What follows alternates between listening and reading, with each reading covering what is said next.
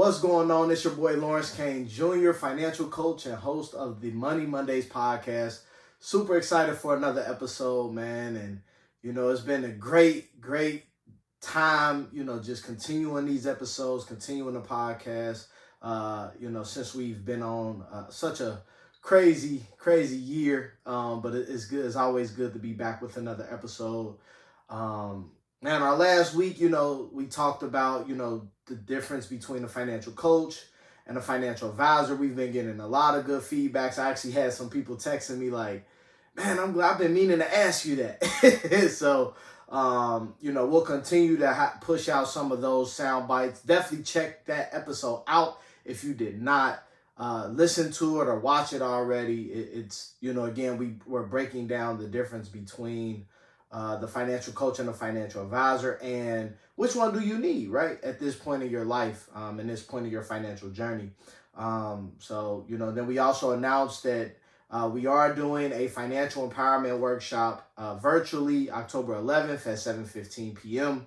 Eastern Standard Time. You can pay as little as $1 to hop on that thing. So you want to make sure you go to abundanceuniversity.net and hit the events tab. You should be able to see what we have going on with the seminars and workshops. And again, sign up, man. Like, let's get to it. We're already in the fourth quarter of 2023. Like, 2024 is gonna be here, right? So we definitely want to go into a new year with a lot more momentum, a lot more clarity, and a lot more systems in place for financial success. All right. So today's episode, we're actually going to talk about the calendar, right? We've been introduced to the calendar since we've been in school, elementary, right? We know Sunday through Saturday. We know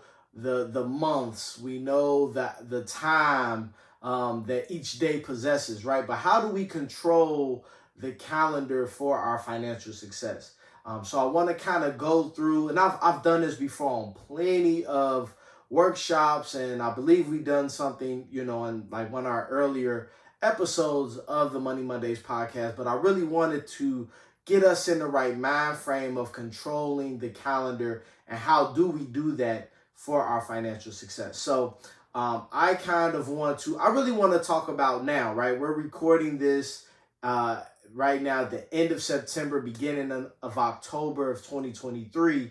I'm going to like the timestamp stuff. That way, again, when I'm long gone, people will know what I was doing when I was doing it, right? But as we're talking about this fourth quarter of 2023, there are some important dates, right? And what made me think about this topic specifically right now is that this week, I've been seeing a lot of people participate on Facebook with the, National Daughter Day or National Son Day. So, like, I don't even know what day it was, but, like, it's Friday now and everybody is is still participating in it. Like, National Son Day was, like, 2-3 days ago. It had to be.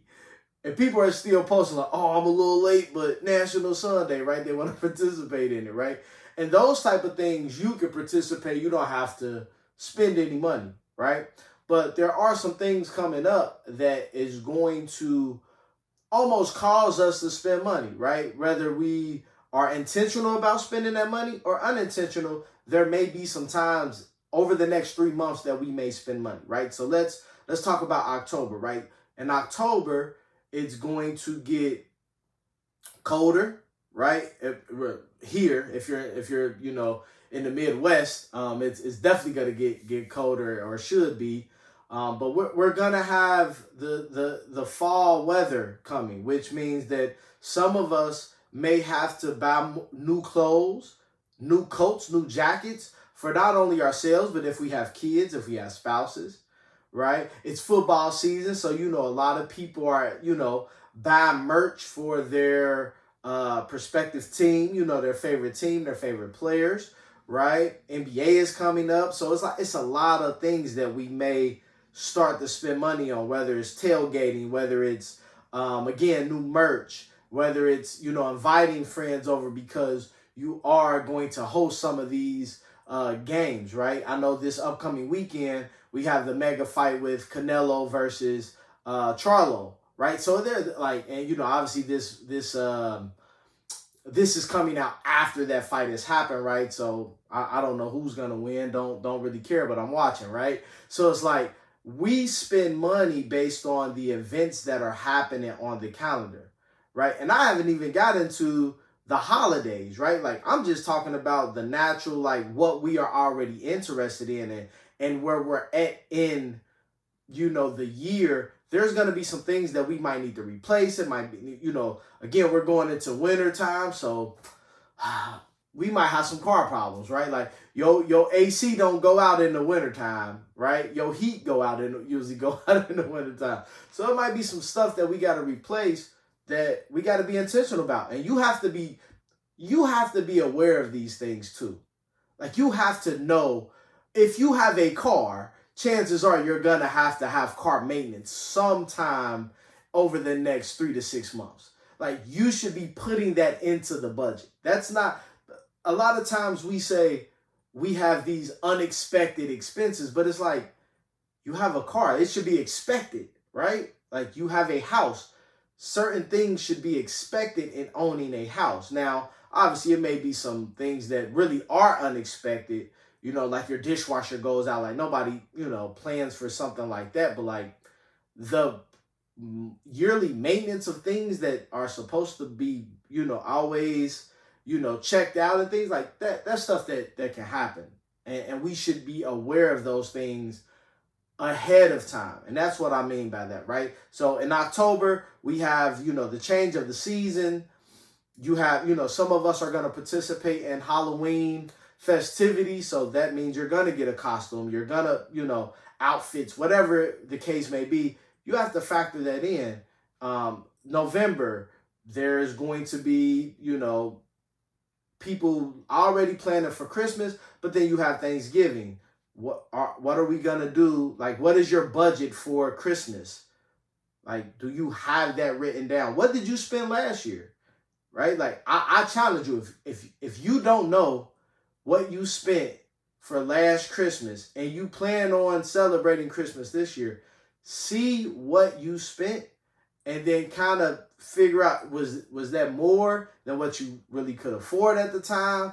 Is that something that was doable? And then can I duplicate that price amount? Now, obviously, I'm not giving, the same people the same gifts, but that price range, right? Like we do, like our family, as far as a household, what we do is we send out a list to everybody. And then again, certain things gonna get caught based on the budget and certain things ain't. That's just what it is, right? But we have that already, so we get to see, okay, in November, we're sending out that list, what we want for Christmas, and then we can go from there, right? But then, again, December, there's holiday parties. A lot of people do birthday parties for their birthday. Like, who do you know in December who's having a birthday, right? Like that's probably on your calendar, and you're either gonna spend money because you have to give them a gift, or they're gonna go to a dinner, so you got to pay for your portion. All of that stuff factors in, right? And then we get to January, new year, new me, right? So now we're going into January. What is our main financial goal? What are we going to focus on the most? Is it going to be paying off debt? Is it going to be saving? Is it going to be investing? Like, what is your main financial goal? And I think so often, like when I get off of here, I actually have a meeting with one of my personal trainers that I work out with, and that's going to be our focal point. I don't care about the top, like I care about the top 5 goals that you have, but like what's going to be the one that we focus on? Because a lot of times if we focus on that one goal, all of the other goals will be just as easy to get. The problem is we try to, focus on 5 goals at once, and it's like, nah, just focus on developing one habit that will affect all 5 goals. That should be the focus, right? So going into January, going into 2024, what is going to be your focus for the year? right? And then what seeds are you going to sow every single month that will almost ensure that you get to December 31st and you say, I accomplished what I needed to accomplish, right? And that planning starts now, right? Again, hopefully you're listening and watching this in October when it gets put out so that we can plan the rest of 2023 for 2024. Like 2023 said, like the amount of money you're going to make, unless you've been, you about to close a big deal for this year, like you're pretty much, you're set for what's happening for this year. What are we going to do for 2024? And again, the calendar, we have to have that play into our favor.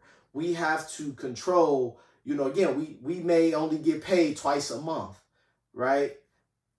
How are we using that money to make sure that we are not living paycheck to paycheck anymore, that we are paying down debt, that we are saving, that we are investing, right? That we are putting away some money because we want a new car, because we want a new house. Like those things need to be in the forefront, and the calendar should help guide you in that. You should have benchmarks that you check off every single quarter. Like I should have this amount saved. I should pay off this amount this quarter. Like, and have it tangibly available, whether it's digital, right? Because we bring our phones everywhere.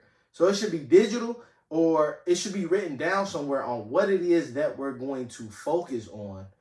And then again, let the calendar help you, stay on track, stay focused, but be able to say, okay, I've actually put in time, energy, and work towards this goal. That should be something that you're doing constantly every single month, right? And then again, planning for those things that happen throughout the month, right? Because again, January, new year, new me, you might get a new gym membership there. I mean, there's a lot of things that may happen because it's a new year, right? February, Valentine's Day, right? Some of us celebrate that. So that's going to be a cost, right? What's the budget for Valentine's Day?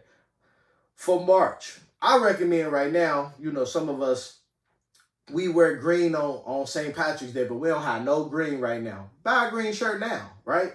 So you're not hustling and trying to go to the store to buy a shirt the day before St. Patrick's Day. Like we're so like last minute because we're not planning.